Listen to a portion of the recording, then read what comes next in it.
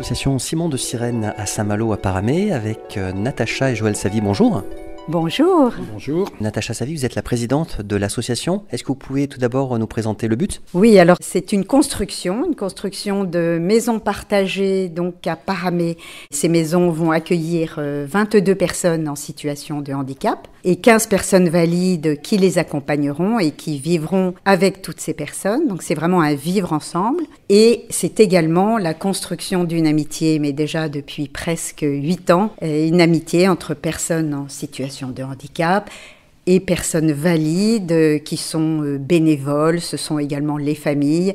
Et cette amitié se construit vraiment de jour en jour et on partage de très bons moments plusieurs fois par semaine maintenant. Joël Savy, outre le fait que vous êtes le mari de Natacha, la présidente, votre fonction ? Je gère tout le côté construction. Donc il y a une partie construction avec la Rance, puisque nous serons locataires des bâtiments, et une partie sur la maison Caramelli, où nous sommes propriétaires. Et donc nous avons un architecte. Est-ce que vous pouvez nous parler du calendrier dans les semaines et mois qui viennent, la matérialisation du projet ? Alors normalement, si tout se passe bien, les travaux sur Caramelli seront terminés fin décembre, et pour la Rance, mi-mars. Est-ce que vous pouvez nous parler, Natacha Savy, du rôle des bénévoles en règle générale ? Quel est l'enjeu autour de tout cela ? Vous avez parlé d'amitié, c'est important ? Ah oui, c'est très important. Je crois qu'on ne pourrait rien faire sans nos bénévoles.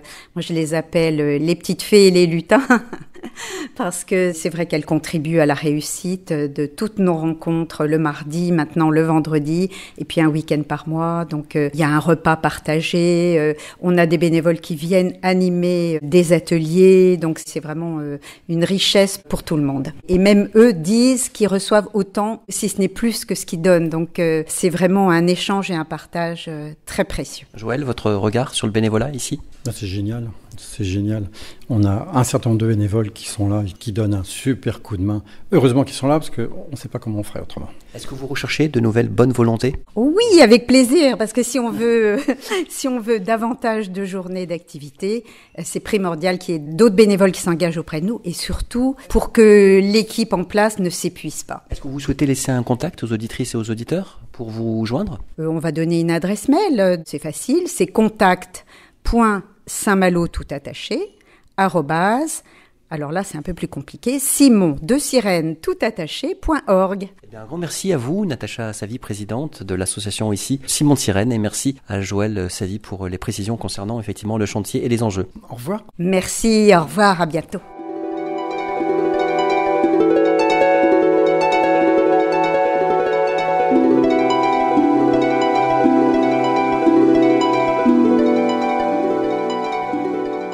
Toujours à l'association Simon de Sirène à Saint-Malo à Paramé, maintenant aux côtés d'Yvonique. Bonjour Yvonique. Bonjour. Alors, vous êtes ici bénévole et vous occupez notamment le mardi de danse. Voilà, donc je suis une passionnée de danse et lors du village des associations, quand je suis arrivée sur Saint-Malo, Régine m'a demandé, vous auriez pas 2 heures par mois ? J'étais déjà bien occupée, mais je me suis dit 2 heures par mois pour voilà. Et puis donc j'avais eu vraiment un très bon accueil au niveau du village des associations, côtoyer. Donc, j'étais surtout intéressée aussi par le principe, la table d'hôte, de mixer personnes ayant un handicap et personnes valides. Et tout de suite, ça m'a séduit. Et je lui ai dit, écoutez, moi, ma passion, c'est la danse, donc je veux bien essayer. Sachant que je n'avais vraiment aucune formation, c'est y aller avec le cœur. Donc, selon le feeling. Alors, je dis pas que c'est merveilleux ce que je fais, mais bon. Vous pouvez nous expliquer justement comment se passe une activité danse ? Donc, ça évolue, puisque comme je n'ai pas de formation, donc j'ai regardé sur Internet. Donc, il y avait du yoga sur chaise. Donc, sur le coup, j'étais vraiment au départ partie... handicap, on va mettre tout le monde à peu près au même niveau puisqu'il y a des personnes qui sont en fauteuil et on va faire de la gymnastique sur chaise. Vraiment sur Internet, c'est vraiment, il y a plein de trésors. Et donc là, on a beaucoup travaillé là-dessus et puis un jour, je sais plus, il y a une personne parmi les personnes ayant un handicap qui est aveugle. Et je me suis dit, c'est quand même dommage pour lui de pas pouvoir danser debout. Et voilà, c'est comme ça que ça a commencé. Donc, je me suis plus restreint seulement à être assise, bien que c'était très intéressant de danser assis. On n'a vraiment pas la même perception du tout. Un twist assis, c'est merveilleux. On va le faire que à partir du haut du corps, mais c'est déjà bien. Au contraire, on peut vraiment plus s'imprégner de la musique. Mais je trouvais que pour Yanni, qui est aveugle, c'était dommage pour lui. Et donc, j'ai eu l'idée, comme en danse bretonne, on se tient. Je me suis dit, là, il n'a plus besoin de sa canne. Voilà, et donc c'est pour ça que maintenant, on fait aussi un petit peu de danse bretonne. Combien de personnes, Yvonique, qui participent à l'activité? Alors, pas beaucoup, puisque beaucoup de personnes ayant un handicap travaillent dans des ESAT. Donc, du coup, le mercredi en semaine, mais on est maximum 7-8, plutôt 4. On est donc sur une activité d'accompagnement très personnalisée.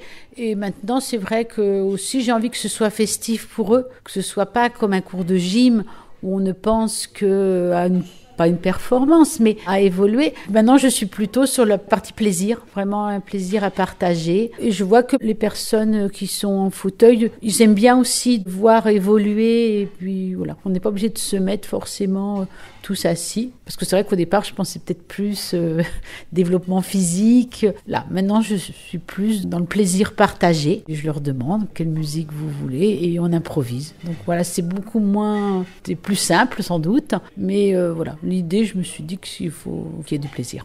C'est du gagnant-gagnant. C'est du gagnant-gagnant, voilà. Moi, je les vois, c'est vrai que c'est...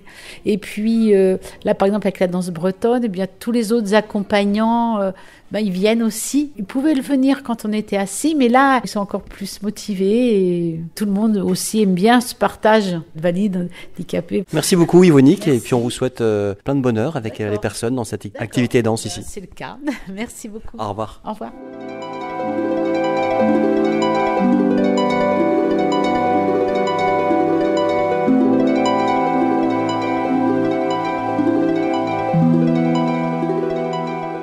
À l'association Simon de Sirène à Saint-Malo à Paramé, je suis aux côtés de Vincent Montambeau. Bonjour.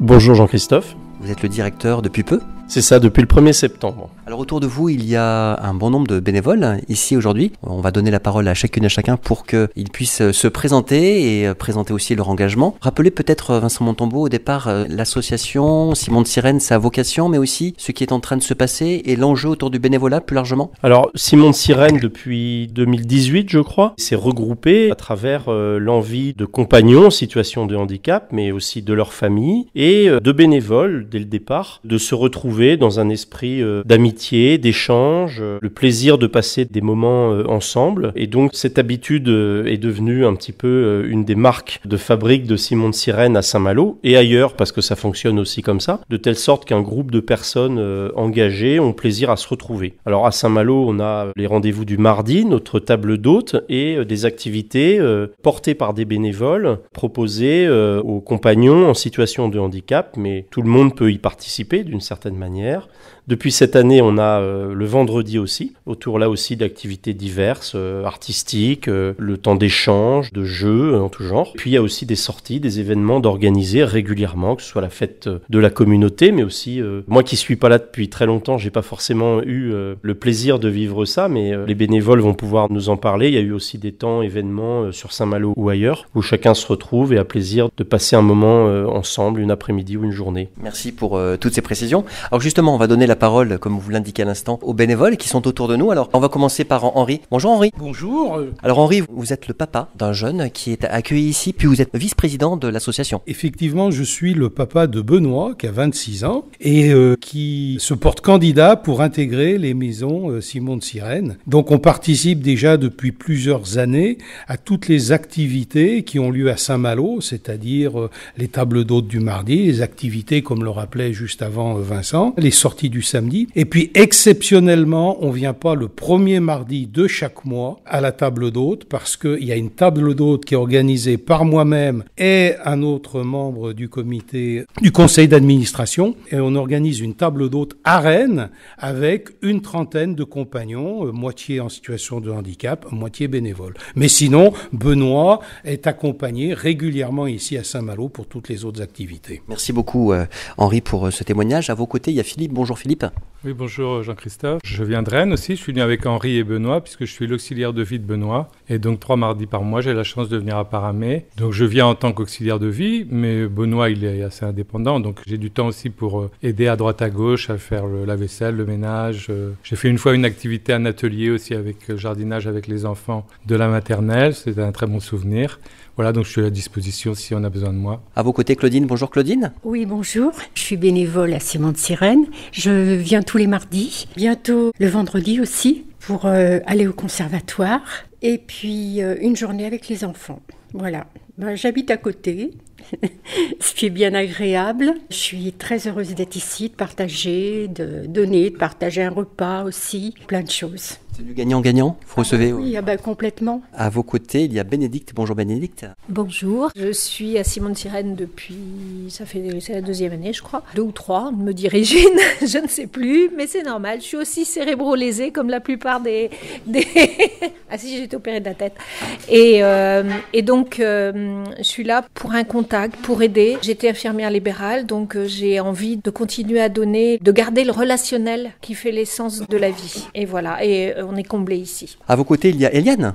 Bonjour Eliane. Bonjour, donc Eliane, je suis la maman de Damien et Jérémy. Ils sont jumeaux, ils ont 30 ans. Et donc on a découvert un petit peu par hasard l'association Simon de Sirène. Donc on est fortement intéressés par les maisons, forcément. Et Damien et Jérémy pratiquent la boccia en handisport tous les samedis matins. Et donc, du coup, on m'a demandé de transmettre aux autres leur passion. Vous pouvez nous parler un petit peu de cette activité, la boccia, pour celles et ceux qui ne connaissent pas? Alors, la boccia, c'est un sport qui se joue en intérieur. Donc, c'est un lancer de balles. Ce sont des balles en cuir. Donc, voilà, qui sont étudiées pour l'intérieur. Et, une activité qui crée du lien. Ah bah oui, aussi, oui, complètement, oui. Marie-Ange, bonjour. Bonjour, je suis maman et en même temps aidante de mon fils qui a 30 ans, donc qui est à la maison, encore à 30 ans.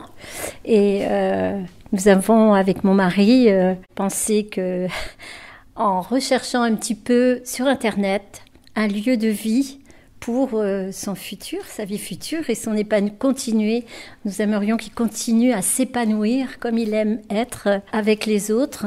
Il est musicien, il est non-voyant, un peu autiste et musicien. Et il joue du piano, il joue du synthé et il aime partager cette activité avec ses copains parce qu'il aime bien mettre l'ambiance. Il est heureux. Il chante pas trop, mais il aime bien faire chanter les autres.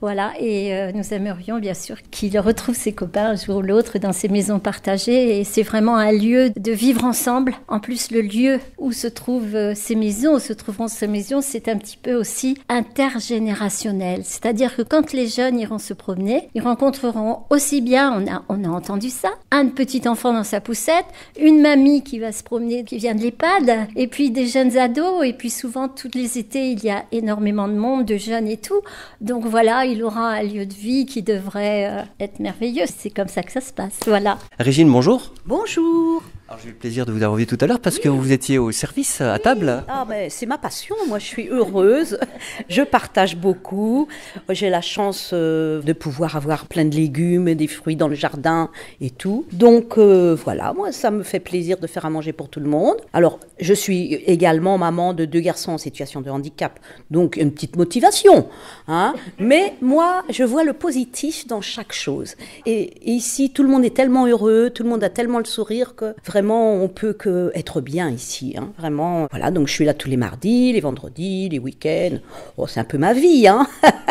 Et j'ai pas de mérite, je suis dans les associations depuis qu'ils sont tout petits. Donc vraiment, moi, ça me booste, ça m'aide à voilà, aider les autres, ça me porte. Bonjour Bruno. Oui, bonjour. Alors moi, je suis à la fois père d'un fils handicapé qui a reçu, je dirais, un handicap à l'âge de 14 ans. Voilà, il était tout à fait valide avant et il a eu un AVC à 14 ans, ce qui change la vie. Alors le handicap, c'est une chose terrible. Ça peut pas se porter tout seul et partager peut tout changer. Ça veut dire que on le vit chez Simon de Sirène, je l'avais vécu avant aussi. J'avais été bénévole dans une association quand j'étais jeune travailleur pour m'occuper de familles avec des enfants handicapés. Donc j'ai fait la découverte de gens formidables. En fait, le handicap, c'est une épreuve terrible et ça suscite aussi des gens formidables autour de ça pour dépasser, pour apporter de la joie et pour partager. On est porté par des bénévoles, on est porté par tout un esprit qui est autour de ça et qui se développe et qui est magnifique. Et c'est ça effectivement qu'on essaie de voir. Alors, nous avons un fils qui est handicapé et dans son handicap, le pauvre, mais tant mieux pour nous, il a certains secteurs du cerveau qui sont lésés. Il y a notamment l'anxiété, l'agressivité. Donc il n'est pas agressif, il n'est pas anxieux. Et à l'état naturel, lui maintenant, en fait, il est spontanément joyeux. Et je lui ai dit, tu peux pas faire grand-chose, tu peux pas travailler comme beaucoup d'autres, mais tu peux apporter autour de toi de la bonne humeur. Et il le fait spontanément. J'ai découvert ça parce que ça fait 30 ans ou 25 ans qu'il y a ça, donc on s'en est aperçu. Mais il aime partager cette joie et cette bonne humeur, et c'est ça qu'on essaie de voir en premier dans le handicap, c'est tout ce qui est magnifique autour de ça, à travers la souffrance, mais en dépassant, voilà. Je me suis aussi rendu compte, parce que j'ai mangé à vos côtés ce midi, Bruno, que vous aimez bien l'histoire. Est-ce que je me trompe ? J'aime bien l'histoire, ma femme aime bien l'histoire aussi beaucoup. Et c'est vrai que l'histoire, c'est aussi une manière de découvrir quelquefois ce qu'ont vécu les ancêtres, quelquefois loin, quelquefois d'autres régions. Et c'est aussi une richesse qui se partage et qui s'entretient par la généalogie. Mais je dirais, ma femme est généalogiste, mais du sens que j'aime bien, c'est la généalogie du cœur. Elle s'intéresse à ses ancêtres, mais pour savoir comment ils vivaient, ce qu'ils faisaient, qui ils rencontraient. Et ça fait partie effectivement de ce qu'on découvre aussi en partageant dans d'autres domaines. Bien, un grand merci à vous, Bruno, pour ce témoignage. Pierrette. Moi, Pierrette, je suis à l'association depuis 3 ans maintenant. Au départ, je faisais des ateliers art plastique, je dirais, dessin, peinture, bricolage. Seulement, c'était un peu trop compliqué pour certains. Du coup, maintenant, je fais un peu de tout. J'aide, je donne mon temps comme je peux. Voilà. Et c'est vrai que j'ai trouvé dans l'association Simon de Sirène des amis, je dirais, quelque part. C'est très familial. Les enfants sont super. Ça m'apporte beaucoup également. Un grand merci à vous, Pierrette, pour votre témoignage.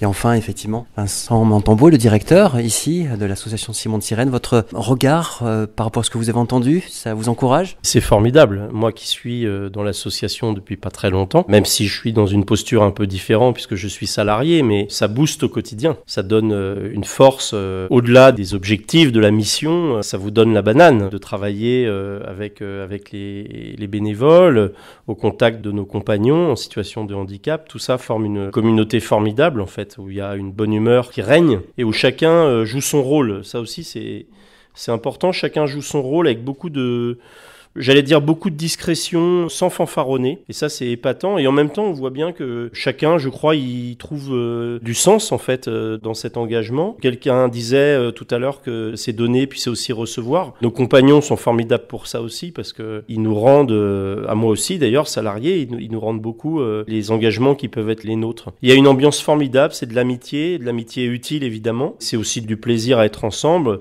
On a beaucoup parlé des maisons en construction. Bien sûr que c'est notre objectif, c'est le gros projet de notre année d'ouvrir ces maisons. Mais l'association existe depuis 2018. Et depuis 2018, il y a une dynamique très forte autour des activités, autour de l'amitié, de l'échange. Et les maisons, ce sera un élément supplémentaire pour favoriser peut-être cette dynamique. On espère qu'il y aura plein d'autres bénévoles à venir nous rejoindre. Parce qu'en fait, la dynamique, d'abord, on a envie de la partager avec plein de personnes. Des gens qui habitent le quartier, comme déjà certains, mais d'autres qui viennent de beaucoup plus loin. Il y a de la place pour tout le monde. Chacun a des choses à faire, a des choses à apporter. On attend toutes les personnes qui veulent bien venir nous rencontrer, venir passer un moment avec nous. Un grand merci à vous, Vincent Montambeau, et merci à chacune et à chacun pour ce témoignage, pour votre engagement, et puis on vous souhaite une bonne continuation dans cette dynamique. Merci.